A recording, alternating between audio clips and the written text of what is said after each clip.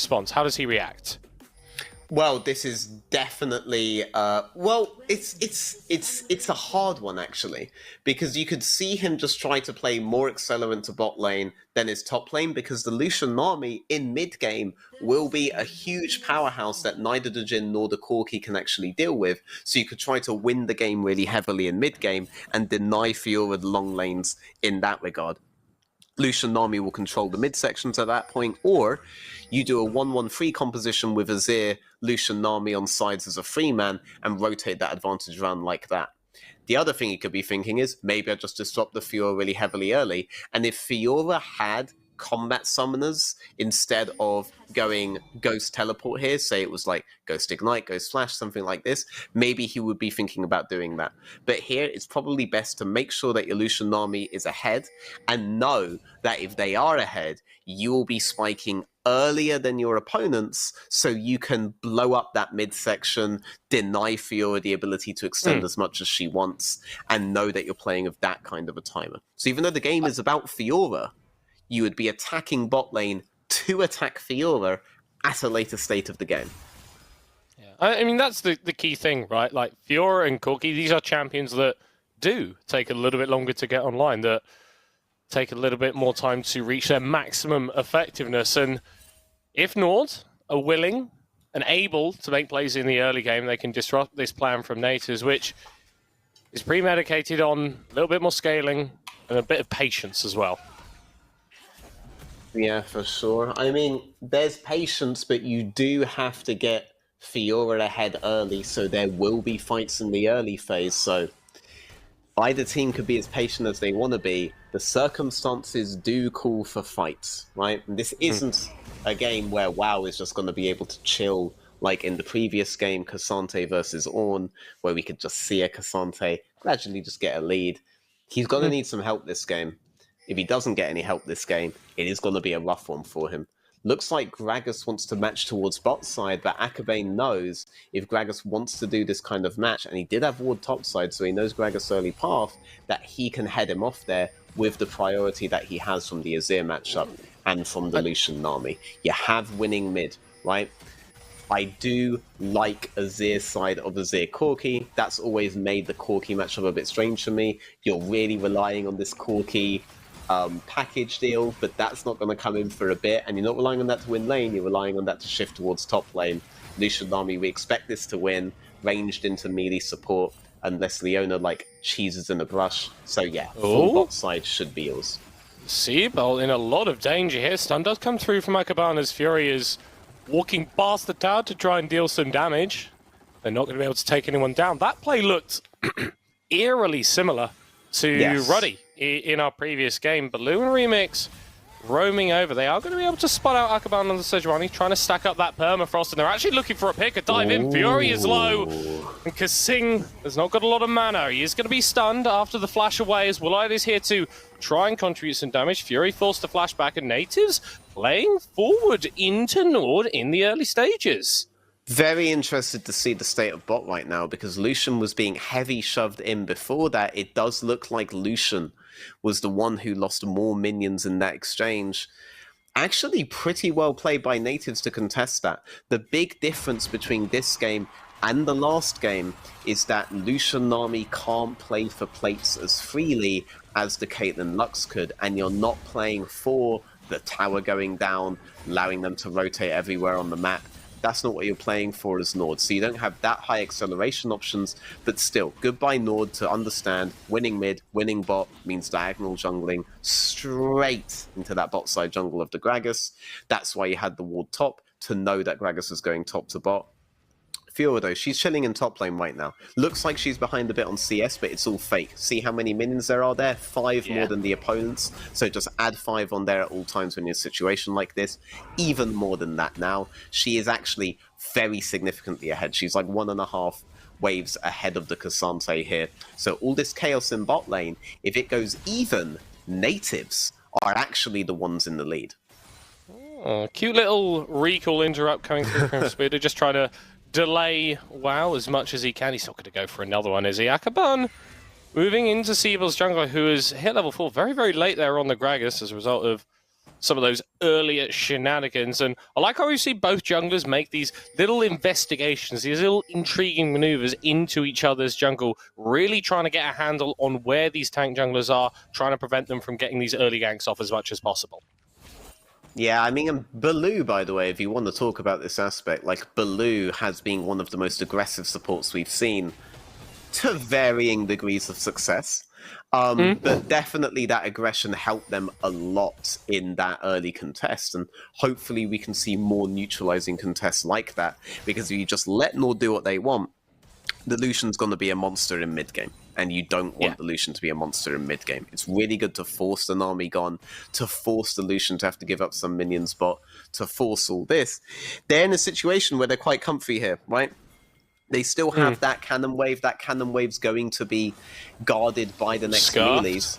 Fury with the ultimate goes a little bit wide, but they're still able to get the play onto Scuff. Akaban flashing over the wall with the autos from the flail, securing first blood. Less good, and looks like at the same time the Gragas was trying to do something bot. He could even try to do a regank here, but it was this edge top lane, wow, going all out onto Spooder, who's using the grand challenge and the vitals perfectly to get a solo kill. Meanwhile, in bot lane, actually, a 3v3 is emerging. Siebel body slamming away as Zakabani is joining the fray. Just going to get the shove in on this minion wave and back away. Chaos mid. Chaos bot means top is left alone and top is passively winning again, right? Well, bit more aggressive than passive this time if he was just going to solo kill everybody's favorite Frenchman. But again, the big winner here is still Nativz. Yes, getting Scuff down is a big deal. Getting a kill on the board for Sejuani, that does matter, not exactly where you want, but Spooder is sat there with a perfect wave in a really good economic state, and this is the win condition for Nativz. So even though they haven't been playing heavy to Spooder, by getting this matchup and ensuring that they just match Akabane at every stage, they've made sure the game stays in his favor. Hopefully, if Akabane was making plays towards the top side rather than towards this bot side, Gragas would be matching top side as well, in which case you're looking at a winning 2v2.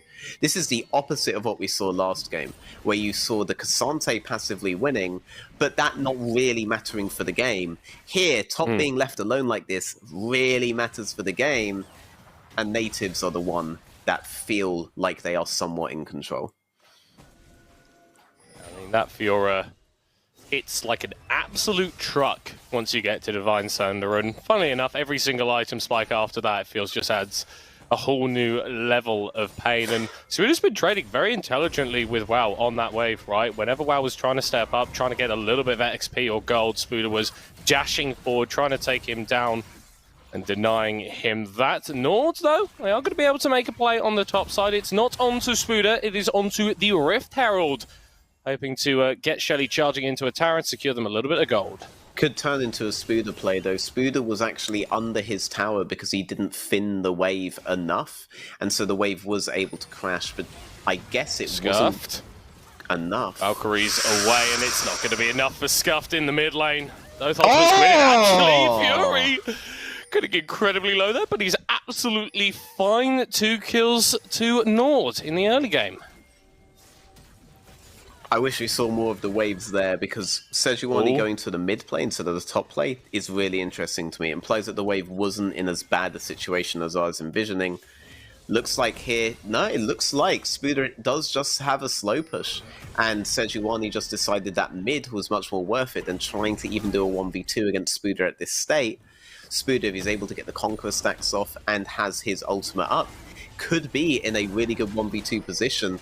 Sejuani's here to make sure that WoW doesn't get dived, but this opens up a Drake on the bot side for Nativz, keeping the game relatively even, short of a couple of scuffed plays in the mid lane. Yeah, I mean, yes, NORD have got the gold lead. They are objectively ahead, but Nativz, 10 minutes in, going competitive with one of the best teams in the league. And it hurts so much when you see these teams on these sort of big loss streaks, right? Because it's so often the case that it feels like the team is good enough to at least win one of those games, right? And that really has been the case with Nativz throughout the start of the split. And where is the gold, right? For NORD, it's not on the Lucian. That's where we really wanted to see it on. It's on the Sejuani, which we don't really care so much about, and it is on the Azir. And on the Azir, that's definitely good. But on Nativz, that gold is on the Fiora, and the Fiora is what you want. Look at this lead here, right? 600 gold lead in the top side there, right? Versus a similar lead in the mid lane, like a 500 gold lead in the mid lane. And again, the jungle one, that's a pretty significant gold lead, but we don't care so much about that utility aspect when the big win cons are this Lucian in the bot lane, which doesn't really have a huge lead at all, and this Fiora in the top lane, which does have a huge lead. So for Nativz, they can feel kind of comfortable. Big point of criticism though, Spuda, I've been counting how many minions are going under your tower, and mate, you're missing like half of them, alright? Let's step it up a bit here, alright? Like, this guy could be so much further ahead in numbers here if he was last hitting on the tower. Being a bit disappointed there. He should be at least 3 waves ahead at this point. This, though, he hasn't been on the Fiora in a while, right? So we'll let him off for a bit. It's actually NORD making a play with the Herald in the mid lane and trying to make a play onto Blue, who's used that ultimate defensively. A little bit of that peel that we discussed in the pre-game, but NORD starting to show the power of that 2v2. Now, I don't want to understate this. The Herald, if the plan for the Herald and the reason he peeled towards mid over top is hold on. And looking for a kill onto WoW here. Spuda is pretty damn low, and Siebel only level 7. No challenge has timed out, so there's no healing available. This could get ugly very, very quickly for Nativz. Wow, going all out with the ultimate, stunning down Siebel. Gets a double knockup, but the riposte from Spuda will prevent the Fiora getting thrown into the air. Well-avoided gank by the NORD top laner. Yep. The big thing there is WoW was able to prevent Spuda getting the ultimate off. And now it looks like they could just dive bot. Oh, double knock up with the tidal wave. Akabane actually stunned under the tower. Kasinga's going to be forced to drop aggro, and the Sejuani is running away a million miles an hour before Fury flies in but can't find anyone yet. Nativz with a couple of low-ish health bars. NORD just the same, but no one dead just yet. Okay, that was almost 3 exceptionally strong things. I would still say that the bot lane play is in their favor because they're able to reshove this bot lane. That mid lane could easily be reshoved. Looks like round 2 of the top lane. Oh, Spuda potentially baiting in there. Wow, getting hit by that Q, but there is no mana on the Fiora. There's a lot of damage on Siebel, though he misses the ultimate. It's not good amount of the explosive cast with just a party cast for Siebel getting his kill. I mean, he needs to get the next wave out soon. I think Siebel really should be staying there because you have Teleport on Cassante, and Spuda, very, very low HP, low mana here, so getting that wave is the immediate priority. Is a good play here. The gold doesn't go to Spuda.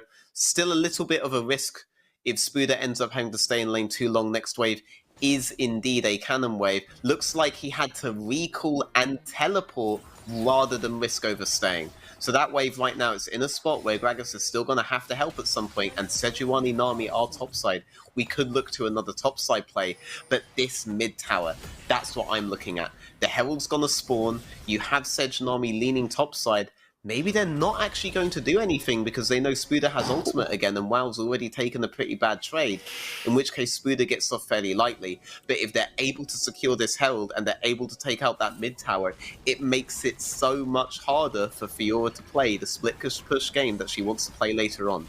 So if Sejuani abandoned the potential kill onto the Fiora earlier on because he wanted to just get that Herald down in mid as fast as humanly possible, then I fully understand and agree with it. If you lose that mid tower, you lose so many different jungle paths that are possible, so many different defensive vision lines that are possible to secure your split pusher, and it makes the game very hard for Nativz. So I think it's very good for them to try to play heavy around this, given that they weren't able to get any acceleration in bot side. Yeah, and I mean, if you are able to do that and shut down Spuda, the win conditions for Nativz are harder, right?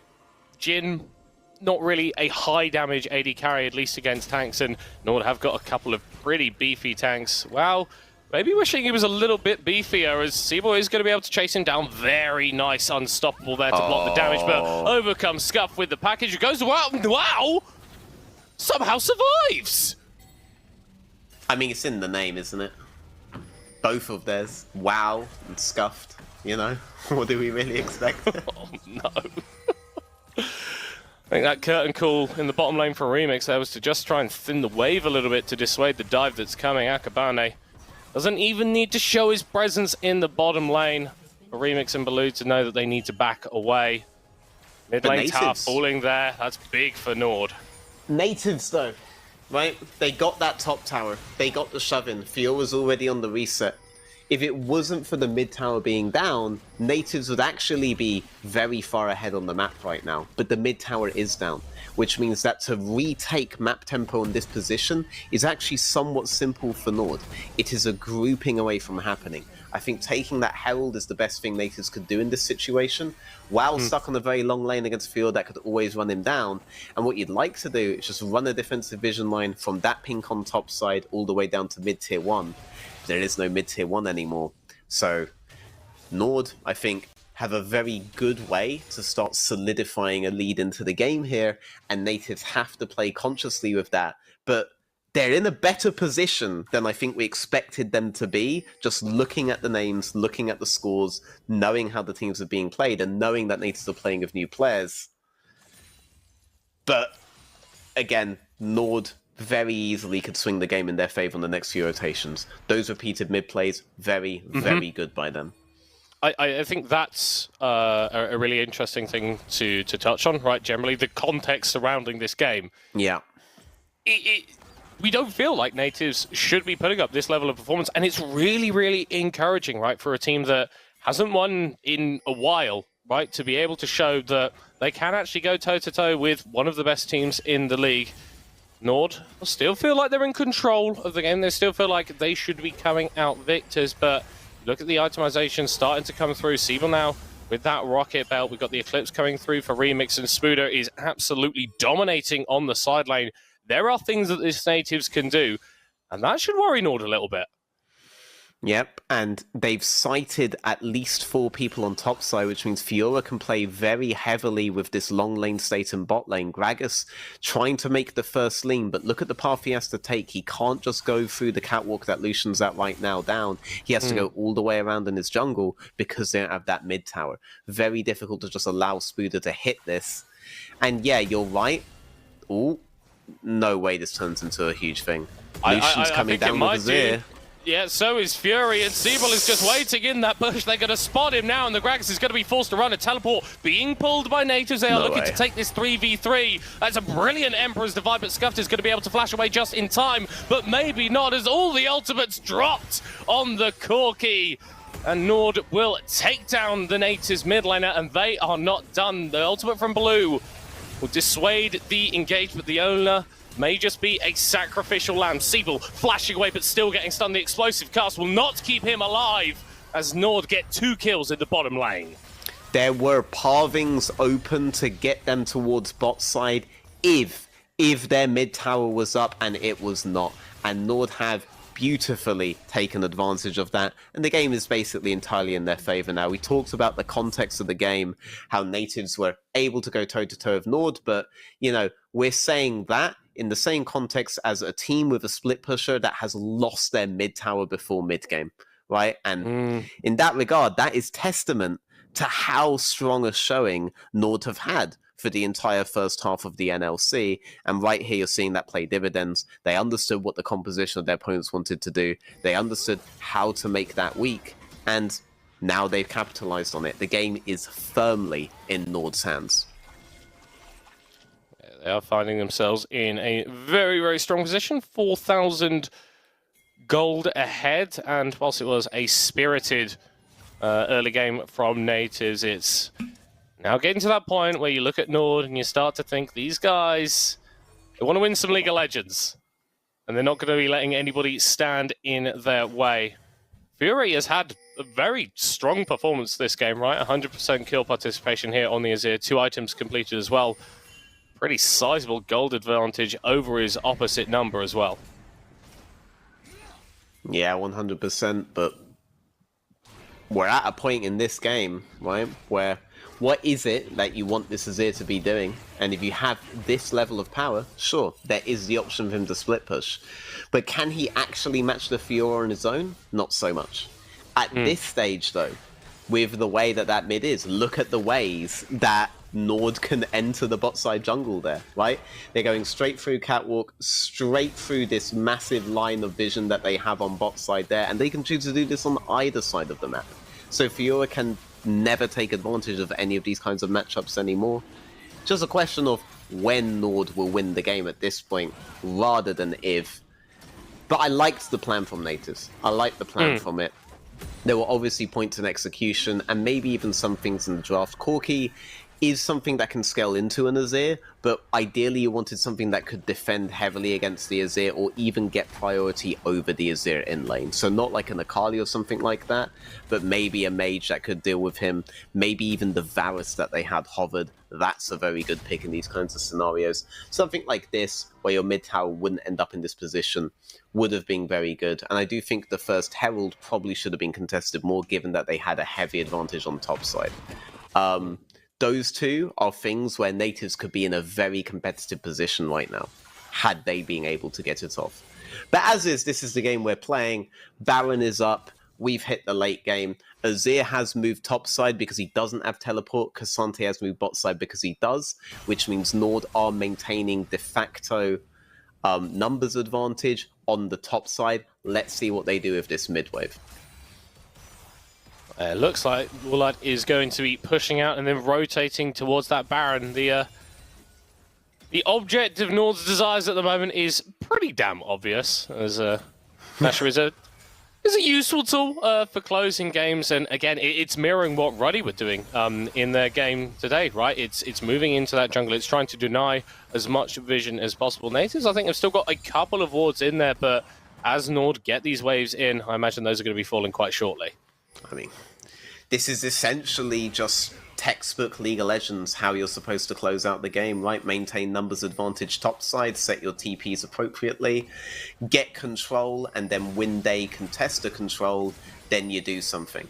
Or starting the Baron, of course, that's always an option. That forces them to have to come into you and contest that control. That's ultimately what you want. Glacial Prison going a little bit wide, but Seabull is going to be caught out regardless. A killing spree for Fury, and Woolite with his second of the game, 2 picks around the Baron, and they're going to go straight back to it.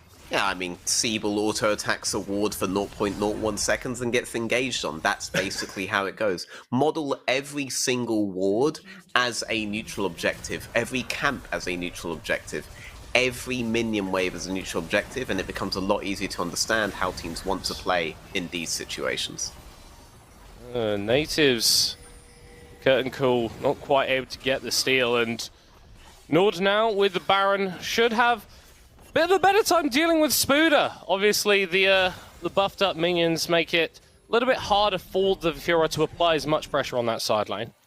I mean, I love underdogs, but realistically, NORD just don't care about Spooder at this point.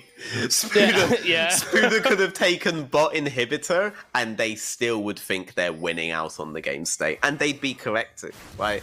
It's always what I try to remind people, right? If the inhibitor goes down, but you take Baron, you just ram your Baron minions up that inhibitor lane, and Spooder was very far away from any kind of threat like that.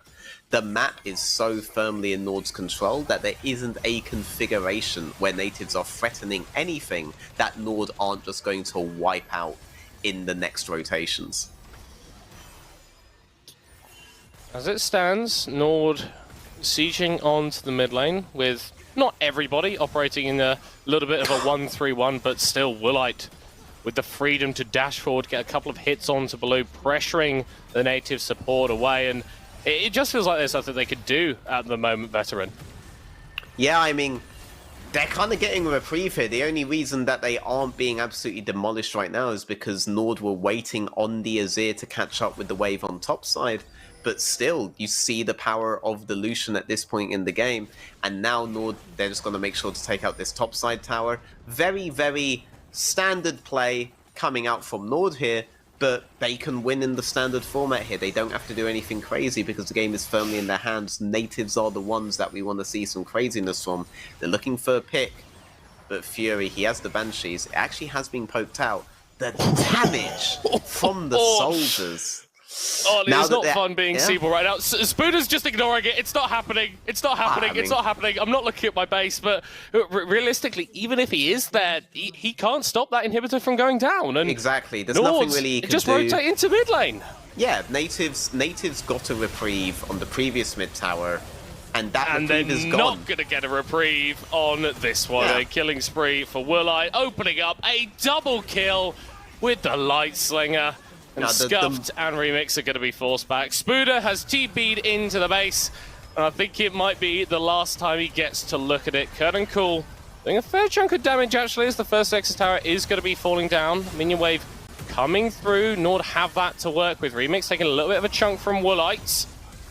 They are able to get WoW fairly low, but not low enough to take him down. And now the 3v5 becomes apparent as Fury dives in, does go down, but will secure the second Nexus Tower. And actually, Nativz respawning and Nord not able to end the game just yet. Spooder dashing forward there with the lunges, trying to chase down the members of Nord. Engage being pulled here by Baloo as Seabull is also diving in. The explosive cast, a shutdown for Spooder, taking down Akaban.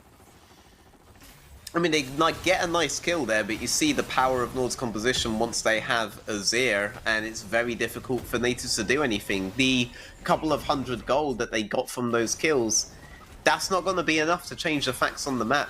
They already, the game is looking to end right now. Look at their base.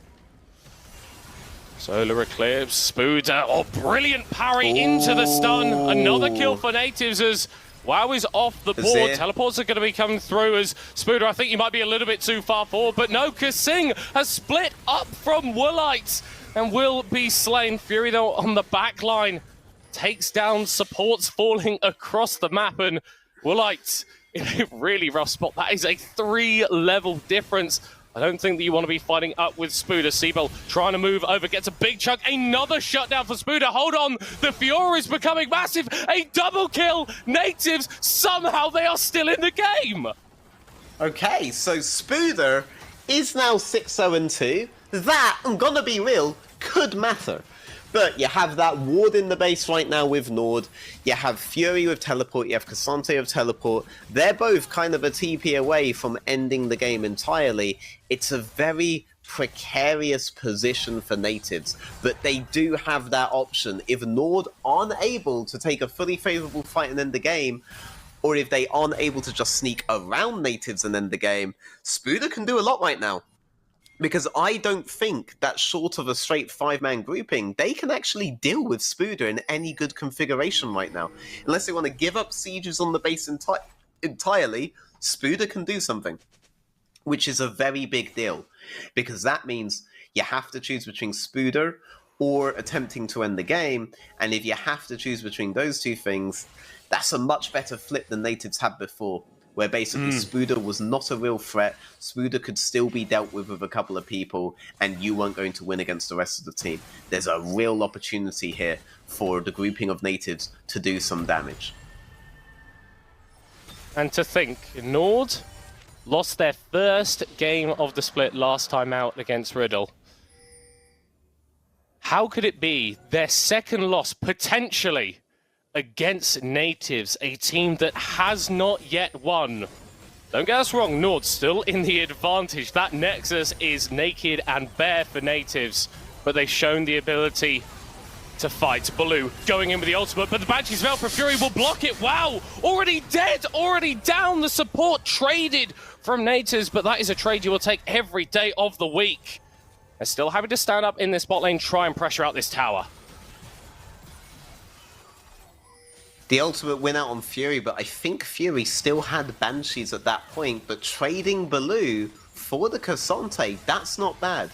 You don't want the Cassante to disrupt your carries. It looks like Spooder's... Scuff has package. Scuff does have package, for some damage onto Akaban. Kind of losing some HP here. Yeah. Dashing forward as Remix is low as well. Both AD carries on the side of Nativz going to be forced back to base. There's no wave that Nord can push in the bot lane. But they see one in the mid lane that they fancy, or maybe they're going to take a run at the Baron. Spooder's a threat, but he needs the engage. He needs the all-in to do damage, but Fury does damage if he so much as breathes on his opponents right now, and the damage is excessive. It is disturbing what he was doing to them under that tower there. Basically forced everything from everyone to prevent their untimely deaths, and now he can delete the Baron. Nativz, though, they've been able to move over. NORD haven't had time to set up the vision. Blue flashes back away from certain death. Oh! Ultimate doesn't really land onto anybody. That Banshee's off Fury could prove crucial as level 16 for Stuffed. A couple of items. This Corki does a lot of damage with the poke. The sustain options available for NORD aren't really too significant. Willite is going forward. He's found Baloo, but Spooder on the backline assassinates Kasing. The rest of NORD all immediately turning onto the top laner, who parries some CC, but cannot parry it all. With the Fiora down for the first time this game, NORD will push through the mid lane. Very sad there. Spooder actually got access to the backline there, but he was only able to find the Nami, and the rest of his team just wasn't in a position to lock NORD in. Fury's gone in. He's dealt so much damage already. That's absolutely obscene. He's on a killing spree, and without their top laner, Nativ's hopes of victory have fallen away. A double kill for Willite. And with that Nexus vulnerable open, nothing to defend it except a lone Leona who will not be enough. Nativz, they put up a strong performance, they put up a fight, but NORD will take them down. They